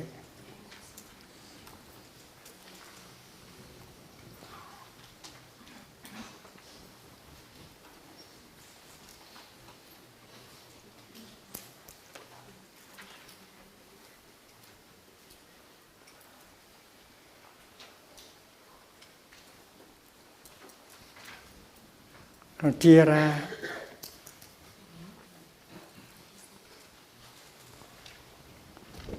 chia cái nhân quả ra làm 3 tầng.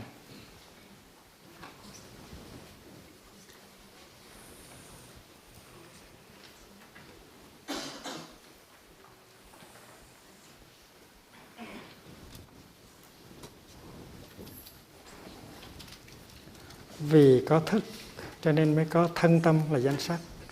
Vì có thân tâm cho nên mới có 6 căn và 6 trần. Vì có 6 căn, 6 trần cho nên có sự xúc chạm. Vì có xúc chạm cho nên mới có cảm thọ.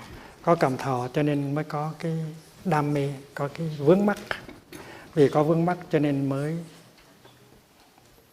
cái thích thú. Có cái thích thú. Có cái thích thú cho nên có cái vướng mắc.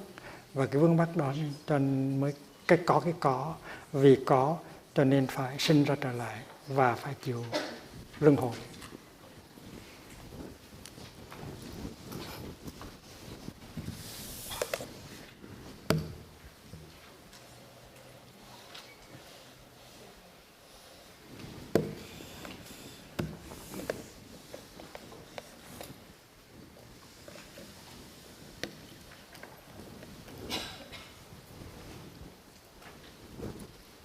Thành ra trong cái kiếp hiện tại của chúng ta là từ thức cho đến hữu là nó có cái này là nhân.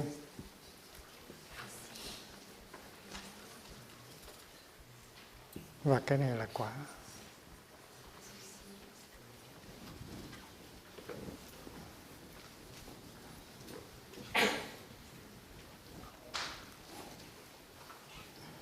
Trong khi đó đứng về phương diện quá khứ và tương lai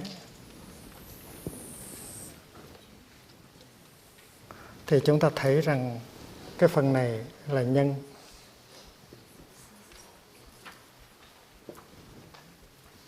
Và cái phần này là quả.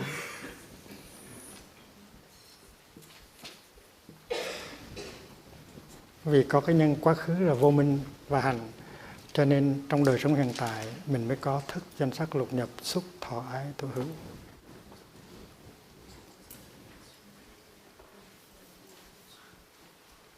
Và vì mình có thọ, ái, thú, hữu, cho nên thọ, ái, thú, hữu là nhân. Và cái nhân này nó đưa tới cái luân hồi sau này gọi là quả.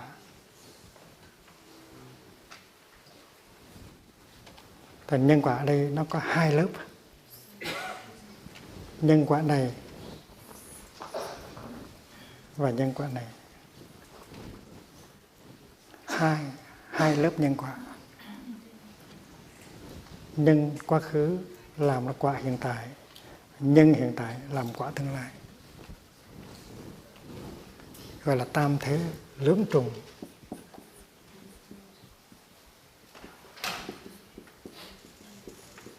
Nhân quả.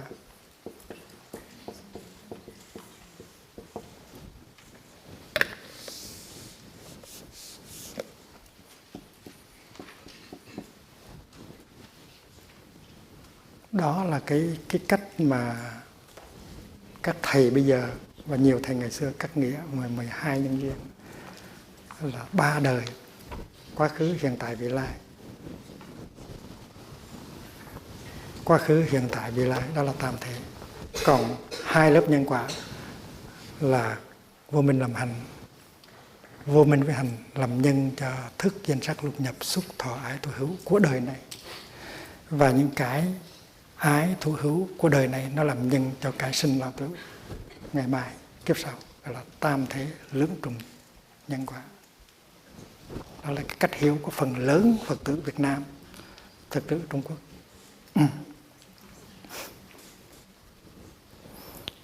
Nhưng mà rốt cuộc nó đưa tới một cái sự hiểu lầm rất là sâu sắc.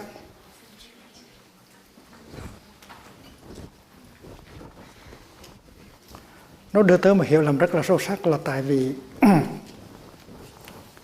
vì có ái và thú cho nên có hữu. Hữu tức là ba va.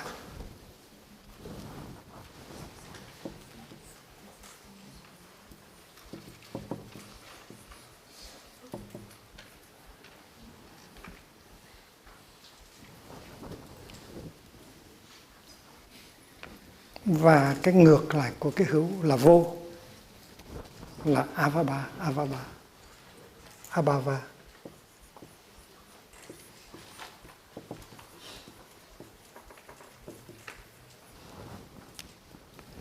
Vì có ái thủ cho nên có hữu. Vì có hữu cho nên kiếp sau phải sanh ra lại và phải lão tử trở lại. Cho nên mình đổ tội lên trên đầu cái hữu. Vì có ái, có thú cho nên mới có hữu. Và vì có vừa hữu cho nên phải có sinh và có lão tử. Đổ dồn trăm dâu đổ vào đầu tạm hết là do có hữu. Vì vậy con đường giải thoát là phải đi tìm cái vô. Sự tu học của mình là đi tìm cái vô. Nhưng mà trong cái đó buộc dạy rằng cái hữu và cái vô đều là hai tà kiến. Quý vị có thấy không? Và vì vậy cho nên cái 12 nhân duyên cắt nghĩa theo kiểu này là không có khả năng tùy thuận để đi vào chân lý tuyệt đối. Nếu không muốn hữu để sinh để khỏi luân hồi thì phải đi tìm cái vô. Và vì vậy cho nên người ta nói rằng Phật tử là đi tìm cái nothingness, cái annihilation, cái non-being. Thì có tội hay không? Nếu muốn không có sinh tử luân hồi thì đừng có hữu. Mà đừng có hữu thì tức là phải có vô. Mà vô tức là cái gì nữa? Là cái hoại diệt, cái không có gì hết. Cho nên người ta hiểu lầm rằng mình đi kiếm cái eternal death là rất là đúng.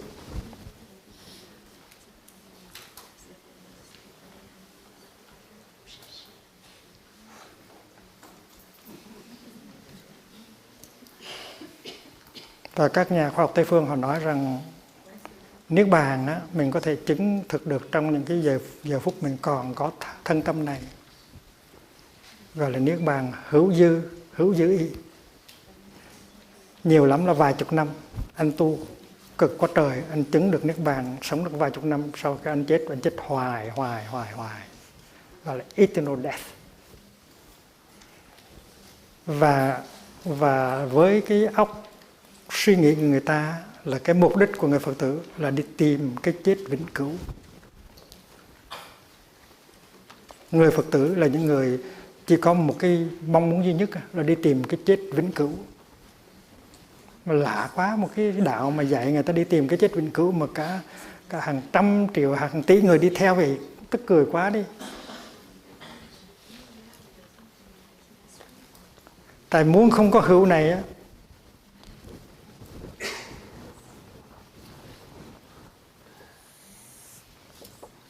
muốn không có hữu này á, thì là phải đi ngược lại, phải tìm cái vô.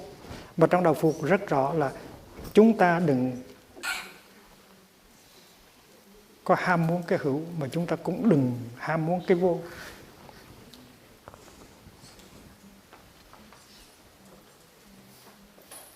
Bởi vậy cho nên cái giáo lý 12 nhân duyên này mà giải thích cái kiểu này là để làm thỏa mãn cái trí tò mò của người ta về luân hồi sinh tử, tại sao phải luân hồi. Chứ không phải, và nó không có khả năng tùy thuận đưa mình từ từ tới cái chân lý tuyệt đối, tức là cái thế giới của không. Mượn tạm cái này của thầy pháp áo.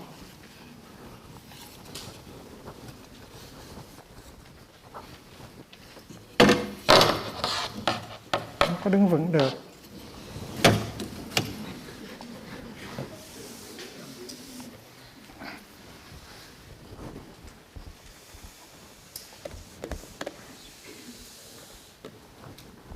Trong cái cuốn Trái tim của Bụt á, thầy đã có một vài cái cố gắng để mà sửa lại cái cách nhìn. Nhưng mà thầy vẫn thấy chưa đủ. Cho nên hôm nay thầy mới đề nghị là mình phải trình bày cái 12 nhân duyên một cách khác. Thực sự thì 12 nhân duyên là một trong những cách để mà diễn bày về duyên khởi. Có khi Bụt nói chỉ có 4 duyên thôi, có khi nói 5 duyên, có khi nói 6 duyên. Trong các kinh, những cái kinh mà Ngài nói những năm đầu mới thành đạo, có khi có 4 duyên, có khi 5 duyên, có khi 6 duyên. Và bây giờ nó thành 12 duyên.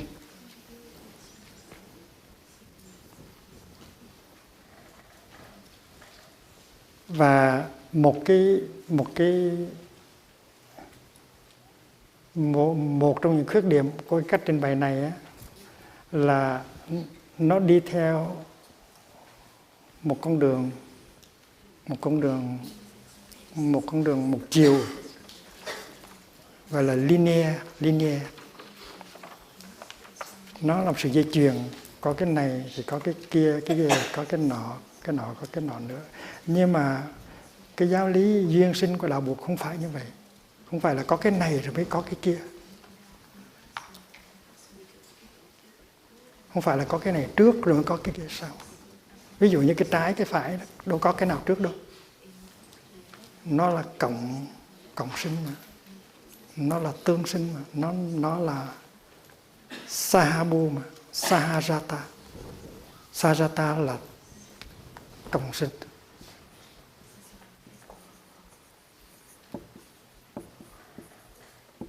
Câu sinh.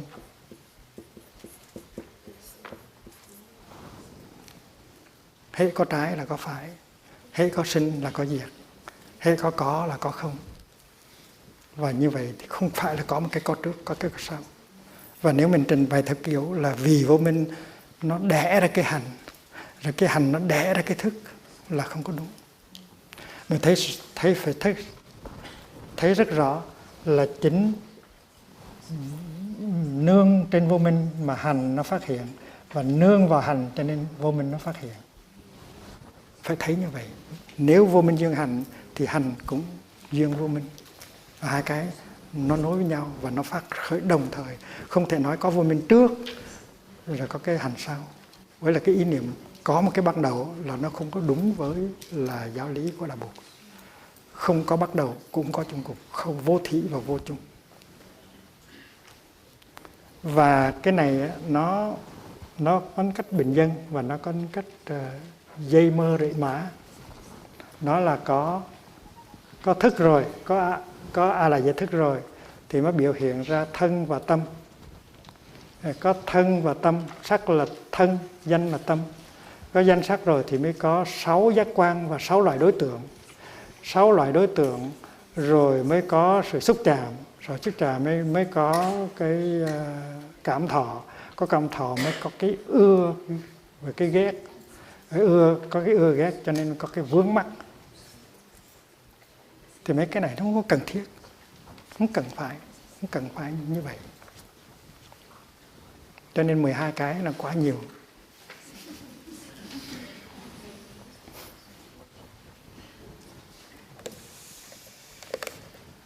Nó có nhiều cái khuyết điểm lắm. Khi mà mình học về 12 nhân duyên, mình thường hỏi hành này là cái gì?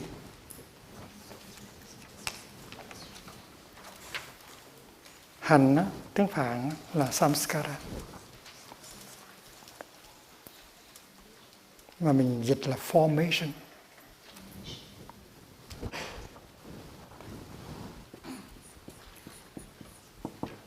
Formation.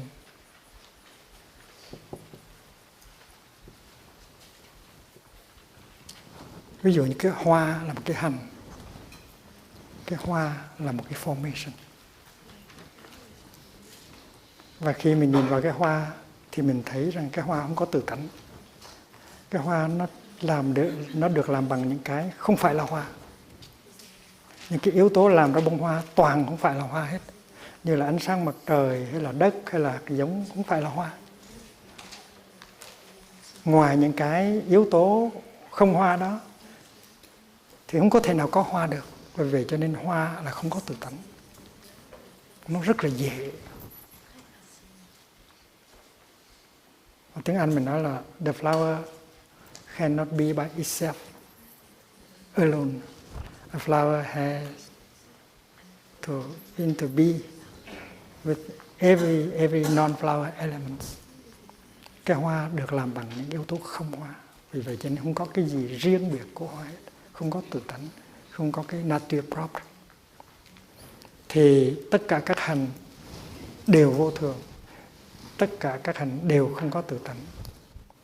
Nhưng mà khi mà học về 12 nhân duyên, người ta nghĩ rằng hành ở đây không có nghĩa là các hiện tượng. Hành ở đây tức là cái nghiệp. Tức là cái nhận thức sai lầm, những cái nghiệp sai lầm. Và chính Thầy Long Thọ cũng nói cái hành nó có ba mặt, tức là thân, khẩu và ý. Tức là có vô minh cho nên mới có 3 cái vọng nghiệp. 3 vọng nghiệp là thân vọng nghiệp, ngữ vọng nghiệp và ý vọng nghiệp. Và nếu nói thứ tự như vậy thì nó không có đúng. Là tại vì khi mà chưa có danh sắc, mà chưa có lục nhập, làm gì mà có thân và tâm. Tới đây mới có danh và sắc mà. Tới đây mới có thân và tâm.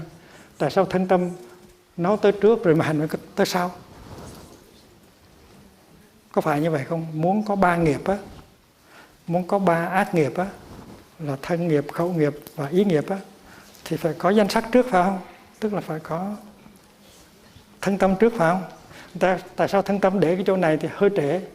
Chắc là phải để chỗ này mới được. Thành nó nói là hành này là hành nghiệp thì nó cũng hơi gượng ép, có phải như vậy không? Cho nên có nhiều học giả dịch chữ hành ở đây là impulses. Impulsively.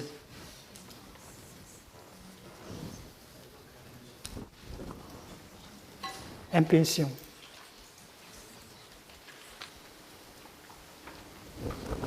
Thành ra Thầy bây giờ Thầy đề nghị rằng là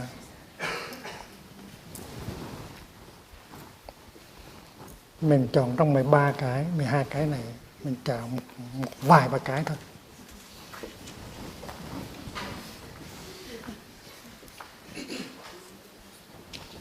Bốn cái đó. Còn những cái dây mờ để má kia cắt bỏ hết.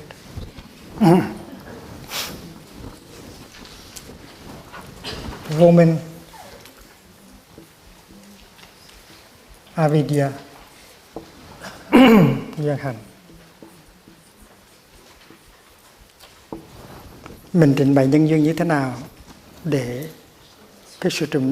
cái hiểu của mình về nhân duyên đó nó có khả năng tùy thuận đưa mình vào trời phương ngoại được, và nó đi đúng với là cái thắng nghĩa đế.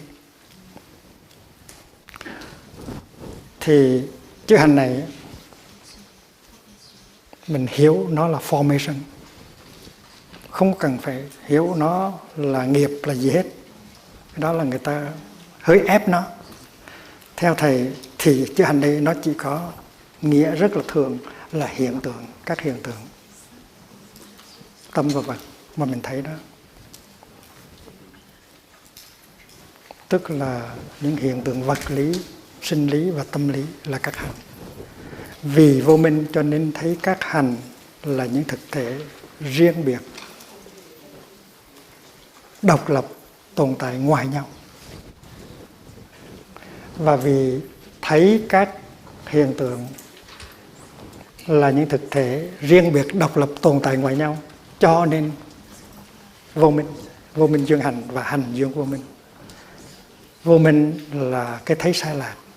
Vì cái thấy sai lạc cho nên thấy anh ở ngoài tôi, cha không phải là con, bông hoa không phải là mặt trời. Vì vô minh cho nên chỉ sống được ở trong cái thế giới, cái trật tự ngoại nhiếp, mà không đi vào được cái trật tự nội nhiếp, ở trong cái explicate order mà không đi vào được cái implicate order. Vì vô minh mà cái này có thể có trước rồi làm ra cái sau. Vì vô minh mà mình nghĩ rằng có thể lấy cái này ra khỏi cái kia. Đứa con có thể nghĩ rằng mình lấy cha ra khỏi mình, nhưng mà nếu lấy cha ra khỏi mình thì mình không còn là mình nữa. Cái này nó nằm ở trong cái kia. Sự vật nó tương tức và nó tương nhập. Thì hành đây tức là cái thế giới mà trong đó sự vật nó tồn tại ngoài nhau, độc lập và có tự tánh. Vì vô minh cho nên thấy thế giới là nó như vậy. Và thế giới đó là một sáng tạo phẩm của tâm thức, mental construction. Nếu mình giận cha và mình nói cha với mình là hai cái thực thể cách biệt, mình không muốn có cha trong mình muốn lấy cha ra khỏi mình, thì cái đó là vô minh. Mình không biết rằng mình là cha, cha là mình. Vì vậy cho nên cái thế giới mà mình đang sống đó là thế giới của biến kế, Vikalpa, thế giới mental, the world of mental construction. Đó là vô minh, là duyên hành là vậy đó. Là vì không có chánh kiến, vì vô minh cho nên mình thấy sự vật ở trong mình và xung quanh mình là những thực thể bất biến, nằm ngoài nhau, độc lập với nhau. Thì cái đó nó không có sai gì với là kinh các Jayana này hết. Vì vậy cho nên vô minh cho nên mới thấy các hành như vậy. Và vì thấy các hành như vậy cho nên nó càng ngày nó càng vô minh. Hai cái nó duyên nhau.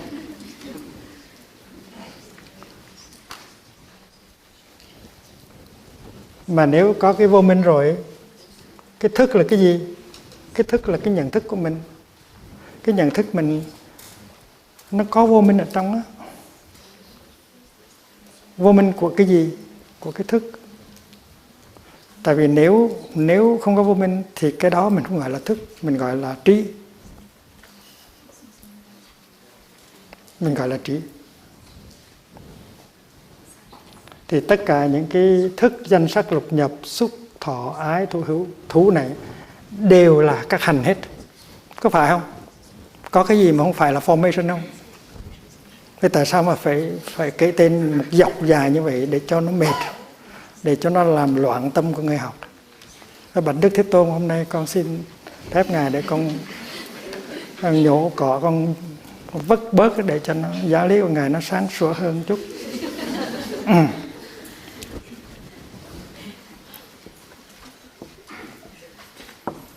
Và vì thấy các hành nó độc lập ngoài nhau, nó có sinh, nó có diệt, nó có không, cho nên mình bị kẹt vào trong cái hữu, trong cái kiến hữu, trong cái kiến hữu, nghĩa là hữu vô. Vì thấy các hành như vậy cho nên mình bị kẹt vào cái thấy có và có không.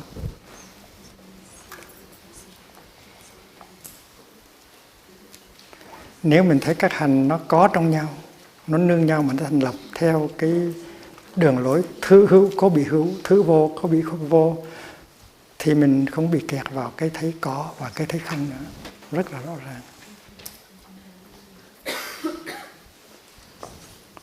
Và vậy cái thứ ba là hữu vô.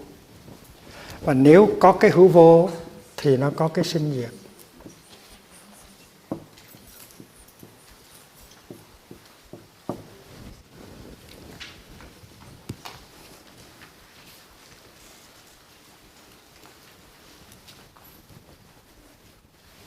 Và vì mình thấy có hữu vô, có sinh diệt, cho nên mình ở trong cái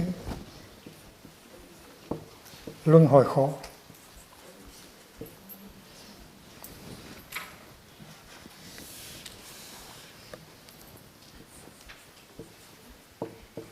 Mình bị kẹt trong cái vòng khổ luân hồi.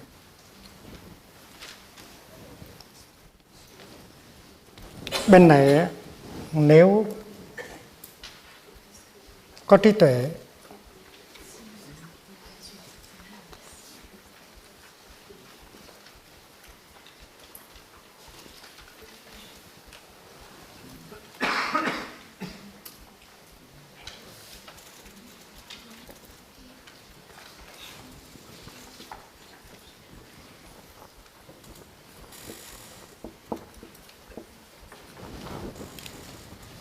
nếu mà cái vô minh nó dứt thì mình không có thấy các hiện tượng nó có ngoài nhau nữa, nó độc lập với nhau nữa, nó có cái này trước, có cái này sau, nó không còn cái kỳ thị nữa, nó không còn cái sợ hãi nữa. Bởi vậy cho nên mình không thấy có hữu và có vô nữa. Và không thấy có hữu có vô nữa thì mình không thấy cái sinh có diệt nữa. Và không thấy có sinh có diệt nữa thì mình đang ở trong cái cõi gọi là chân thường, gọi là niết bàn, gọi là giải thoát.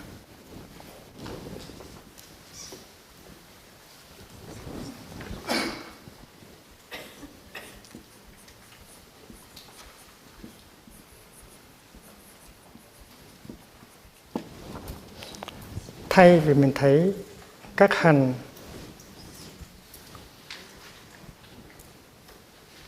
nó độc lập với nhau, cái này là cái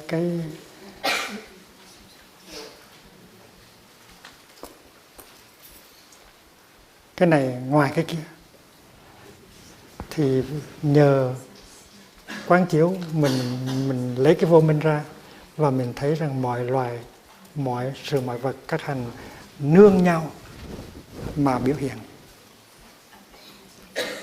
Cho nên trong kinh nói là ai thấy được duyên khởi là người đó thấy buộc.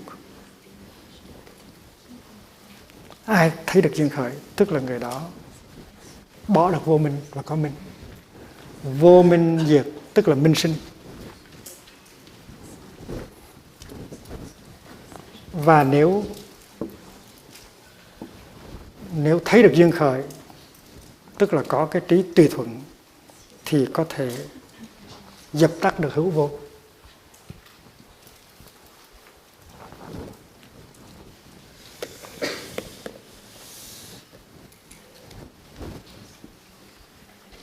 Không hữu vô.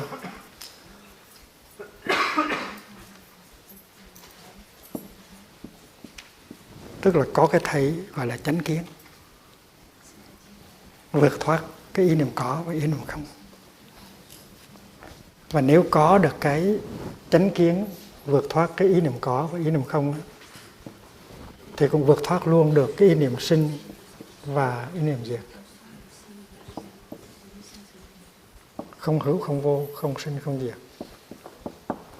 Và nếu thấy được cái thế giới không hữu, không vô, không sinh, không diệt, thì lúc đó là thấy được chân như, thấy được giải thoát.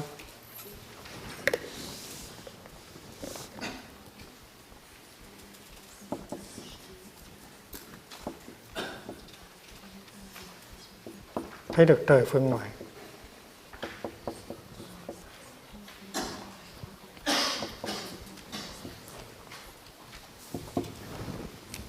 Cái thế giới này bao la, có rất nhiều tự do, rất là hạnh phúc. Mà mình đạt tới được là nhờ thấy được cái không hữu, không vô, không sinh, không diệt. Mà sở dĩ mình tiếp cận được với là không hữu, không sinh diệt là nhờ cái tùy thuận theo duyên khởi. Và như vậy,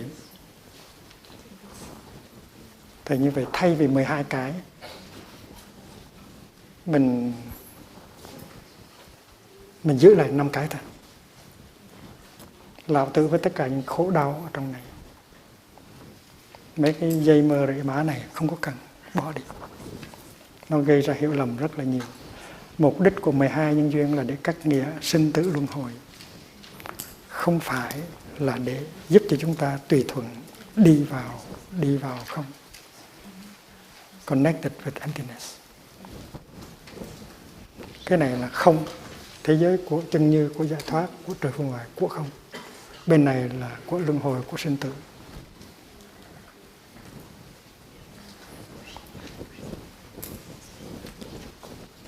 Có ai chứng ngộ chưa?